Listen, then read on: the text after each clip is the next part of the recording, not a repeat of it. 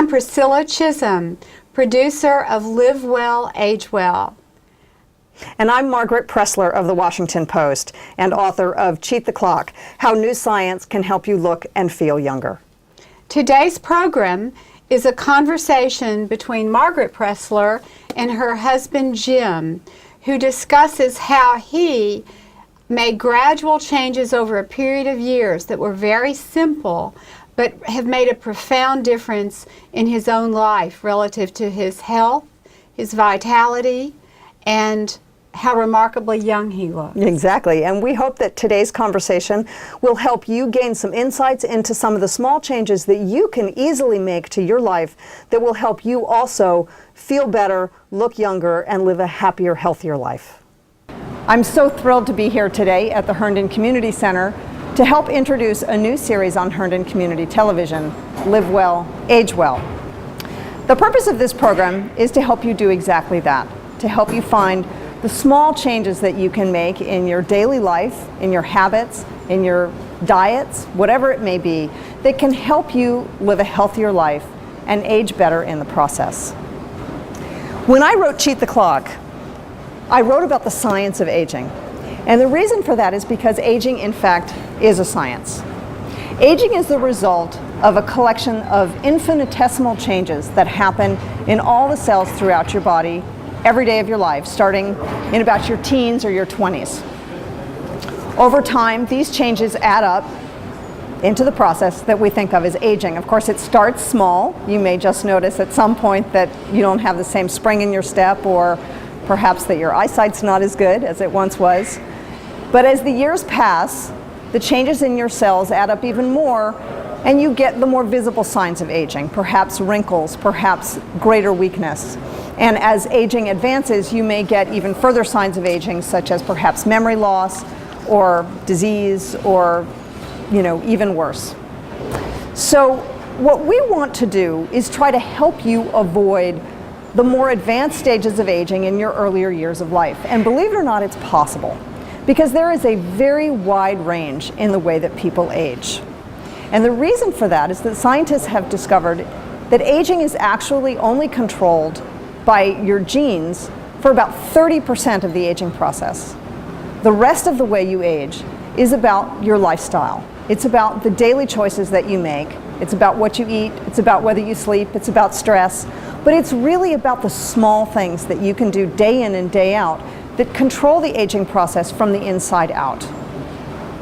There's such a huge range in the way people age that it should actually be a very positive message for you to understand that you can actually have a big impact on what you do, and we can help do that, and that's what this program is going to do. When I wrote the book, a big part of my inspiration was just my interest in health and science, but also what I had seen in my own home. I'm married to a gentleman who's a lawyer in Washington who happens to be aging incredibly well. He looks remarkable for his age, especially compared to his peers. And he was an inspiration looking at him, watching him go through the aging process, because really what he did is he made a conscientious effort beginning about 15 years ago to really try and improve the way he was going to age. And he did that in a very small way in the beginning. It was a very inspirational process to watch over the course of 15 years.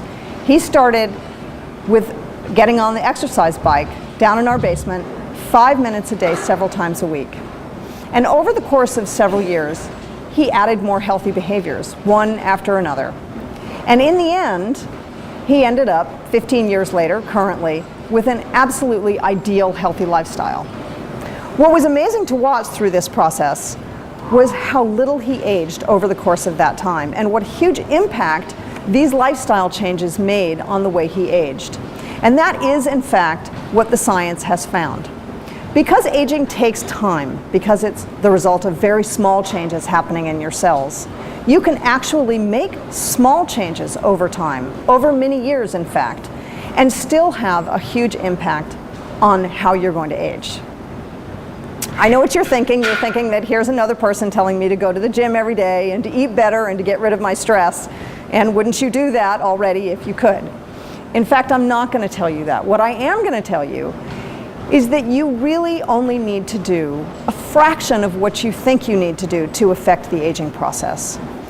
The key, though, is to be doing the right things, to understand the science behind aging so that when you make small changes to your life, whether you perhaps tweak your diet a little bit or exercise just a little bit in the beginning, that you really understand that what you're doing is making a big difference, that it is in fact going to change and slow down the way you age so that you can feel better, look better, and enjoy more years of your life. I'm so pleased that today my husband, Jim Pressler, is joining us to talk about how he has done it and the things that he has accomplished over the course of the last 15 years. He's been, as I said before, an inspiration to watch. It's rubbed off a little bit on me and on our children, but he really has a great story to share. And once we've talked to Jim, we're also going to talk to a couple of experts from the community who can give you some real life experience that they've found as they work with clients in areas of nutrition and mental health, emotional health, so that you, and even exercise also, of course that's important, so that you can help understand the small steps that you can take. And we want you to get some practical advice on how you can make some real changes in your life so that you feel better and can live a healthier life. So with that, I'd like to welcome my husband, Jim Pressler, who's sitting right over here, and we're so excited to have you. So it's not enough that you let me write about you. Now you're appearing on television so that now everybody can look at you too. I'm about to be cross-examined. That's right, Probably exactly. for the first time in my life. Right, exactly. So I just was explaining how you have made such a conscientious effort over the course of the past 15 years. And I wonder if you could just start by telling us what it was that motivated you in the beginning. Because it was kind of it's been a long process for you, but there was a period of time where you just sort of made a decision that you had young children and you wanted to do better. And by the way, I will tell you in just a minute how old Jim actually is, but I'm going to keep that secret just for a minute. Well, I think the thing that happened most significantly is I'm a trial attorney, and I had a lot of trials that went all day long. And my old habit was to get up in the morning and have a little bit of orange juice and a piece of toast and maybe a little cup of tea. And I found that in the early afternoon, I was petering out. And in those trials, I typically don't have time to eat lunch, or the stress of the case, eliminates any interest in eating at all. But I found that I was losing my steam about 2 or 2:30 in the afternoon. These cases would go on all day. So the first thing I did was change my breakfast. And I still had some orange juice, but I ate yogurt, and then I followed that with whole grain cereal. And I found that I didn't have to eat lunch. And you added the yogurt for the protein. I added the yogurt for the protein and the whole grains, and I did a mixture of cereals, some of which were high in protein. And I discovered that I was able to go all day long without eating lunch, and I still was able to maintain my energy level. You felt better. I felt better. And from that point, I went from low-fat yogurt to non-fat yogurt, and I went from 2% milk in the cereal to skim milk in the cereal, and I found that I lost weight. But this didn't happen right away either. I mean, this was I remember this change being actually quite gradual, where you were experimenting with different things to find what you liked to eat in the morning, something that appealed to you, and that also gave you energy throughout the day, that showed results. That's true. But it probably took a year before you had fully adjusted to this new breakfast that you eat now. It did, and I have to say that one of the other things that happened is when I went in for my annual physical with my doctor, my physical was perfect and my blood pressure was fine, and the only constructive criticism he could make was to suggest that I lose a little bit more weight, and I only weighed 162 pounds at the time, and I'm 5'10", and I thought it was absurd that I remember that. And he told me that generally speaking, for every pound you lose about 2 blood pressure points. You lower your blood pressure by 2 points. So when I walked out of there, I considered it to be a challenge, and that's actually when I went from 2% milk to skim milk and low-fat yogurt to non-fat yogurt, and I got even more conscious of reducing the fats that I take in. So my diet, if you want to call it that, is very low in fat, high in protein, and balanced. I think. I think, but you're right. It took probably a couple of years for that groove to be established, and then. And I will say that we bought a lot of cereal that Jim didn't like and then threw it away. Yeah. And so you have to find something that you like that fits the healthier profile. And I think it's okay to do that, to experiment a little bit. And you know, cereal's expensive, so you would buy something and you would sort of try to choke your way through it for a half a box, and then eventually you'd say, no, I don't like this, and you'd move on to something else. It didn't take too long to get to. But eventually you found something that worked. And also at the same time, you started eating more fruit, and this was a bit of an accident. Actually, we had young children at the time, and I had a lot of cut fruit in the house because I wanted them to eat fruit with all of their meals.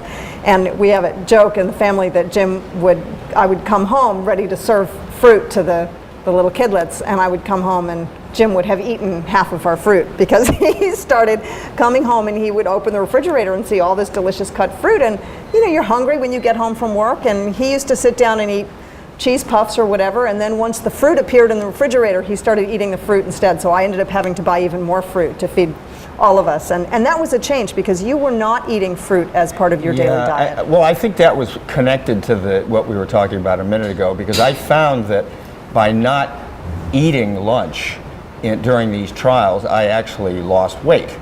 So I started to become more conscious of reducing the amount of food that I ate. And whereas up until that point in time at lunch, I would have a sandwich, like from an Oban pen or something like that. And then I decided, then I went from half a sandwich and soup. And then when I got into this rhythm that I was just talking about, I decided to have half a sandwich and fruit.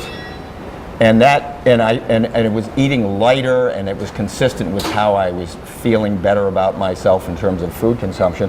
And then I started to dramatically increase the amount of fruit that I ate at lunchtime. So now I have kind of like half a sandwich and 2 portions of fruit. And you did that because over time you found that you liked the way it made you feel. Oh, I loved the way it made, and there were obvious external positive results. Such as my skin. Even I notice how much better my skin is, smoother and cleaner. I definitely noticed it. Yeah, and so all these things kind of work together to create and then there's exercise, which we're going to talk about. But you developed in a way your own incentive program, where the way he felt, the way you began to look, people complimented you on how good you looked. You had lost a little bit of weight. Over the course of 4 or 5 years, this transformation was happening. Right. And on a parallel track, you just mentioned exercise. We had very young children, probably babies in the house, and I remember the time that Jim came upstairs and said, and as many busy couples with young children, you have a hard time fitting in exercise. And I remember Jim coming up and saying, I'm going to go get on the bike for 5 minutes. And I sort of thought, what good is that going to do? And so, but he went and he did it. And when he came back upstairs, I don't know if you remember this, you would come back upstairs after your 5 minutes on the bike and you felt really good, just that 5 minutes. And it wasn't so much that the 5 minutes made a huge difference to his health on that day or the next day, but it was psychological. It made him feel better about himself. It gave you a spring in your step. Right. And because this is what I noticed is because you did a very small amount in the beginning, you didn't ever fall off the wagon.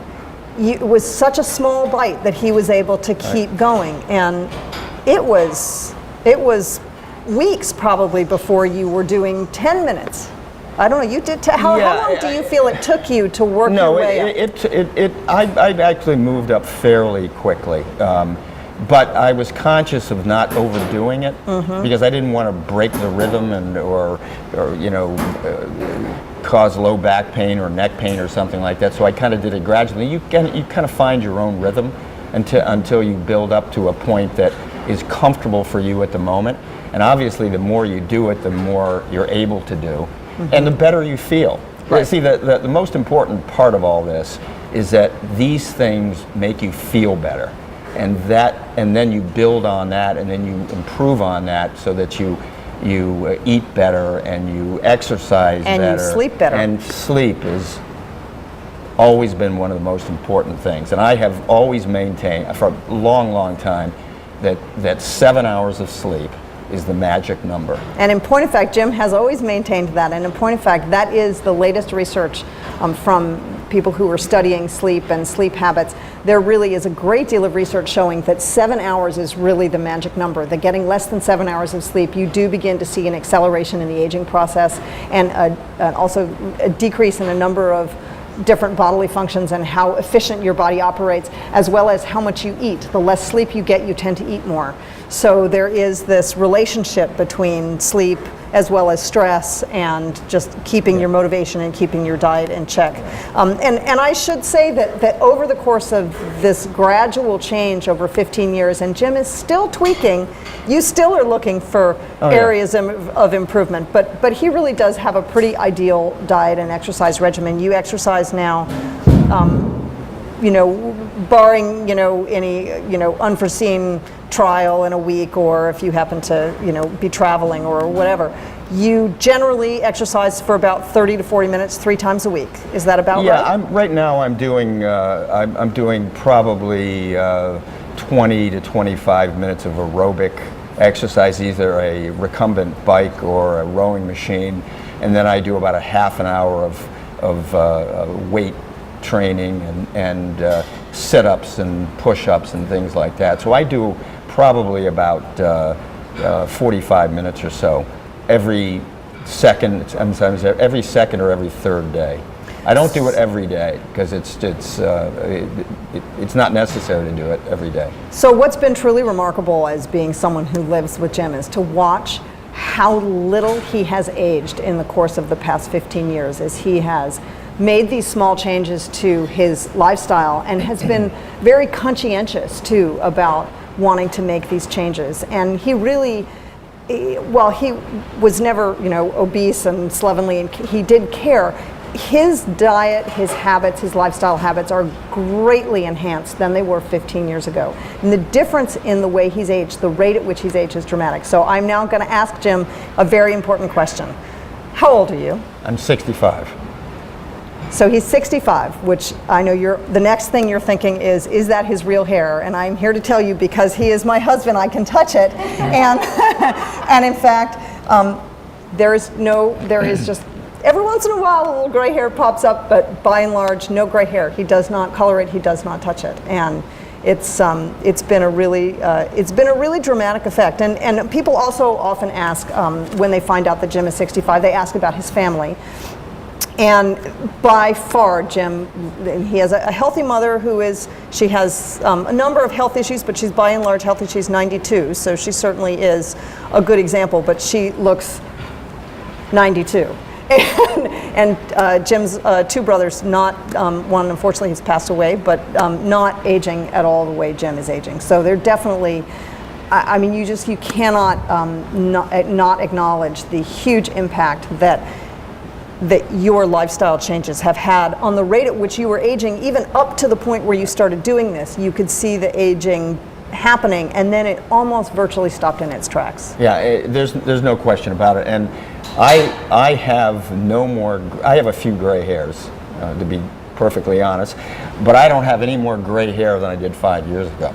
No, absolutely not. And incidentally, when I was challenged by my internist to lose weight, I lost 10 pounds, not by doing anything dramatically. Over the course of a year, by reducing, going to non-fat yogurt and skim milk and doing some of the other things and portion control and things I lost 10 pounds. And it seemed like an impossible objective for me, and I went from about 162 to 152 in a year's time without really. It was maybe a little bit more than a year, perhaps, maybe even a little slower, but without a doubt, you were never on a diet. No, I've never been on a diet. No. So I've never been on a diet, except that I'm selective about what I eat. Right.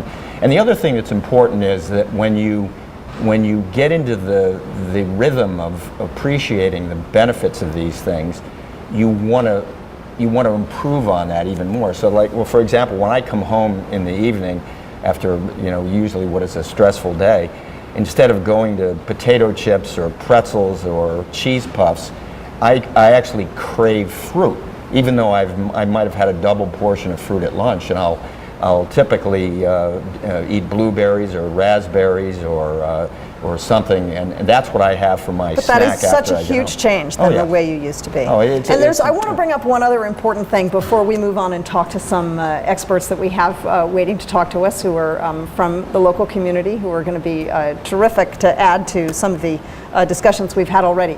But when I spoke with our internist, Jim's doctor and my doctor also, Dr. Elliot Olesko in Washington, D.C., and I talked to him about Jim and why he thought, because he thinks that Jim is remarkable.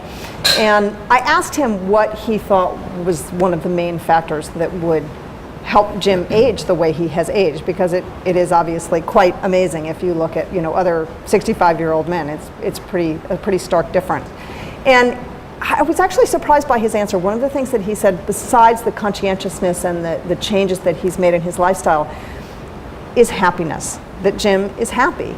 And of course, at which point he made a joke about having, the good wife and how that's going to make you happy. I had to say it, but it is true. There is something to be said for having a sense of purpose in life, for having things in your life that you enjoy doing. Jim loves to take pictures. He has an active photography habit. He has a job that he really enjoys, that he loves doing. He does a lot of good for his clients. And there is just a sense of enjoying what is out there and going to museums on the weekends and trying to find things that he enjoys doing. Now, we're talking about a trial attorney who has his own law practice, and so he works, at least 60 hours a week.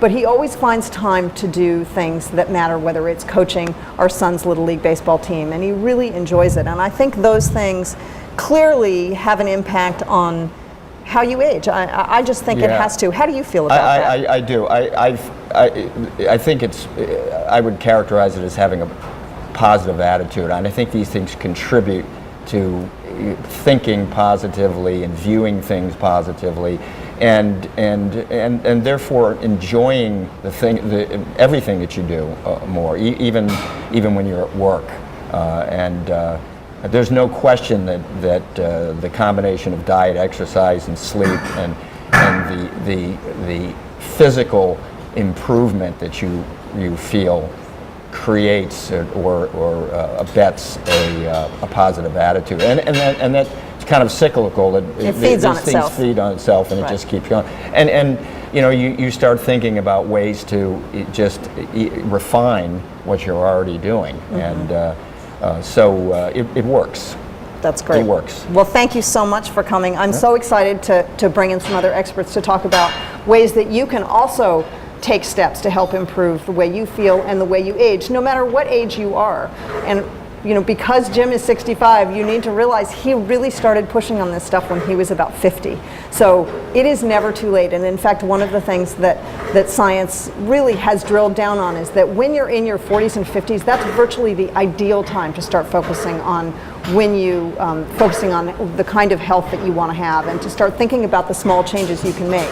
That's when it's starting in around your 40s, when the lifestyle changes that you make start to have a much bigger impact on the way you're aging. So when you're in your 20s and you eat, it's very good to have healthy eating habits and healthy lifestyle habits when you're in your 20s, but it has less of an impact on how you're going to age as it would if you are doing it when you're in your 50s. So there's it's never too late to start, and even if you're in your 80s, there are great examples of huge differences you can make to your brain health, your physical health, your immunity by making a few changes, and you're a great example of this.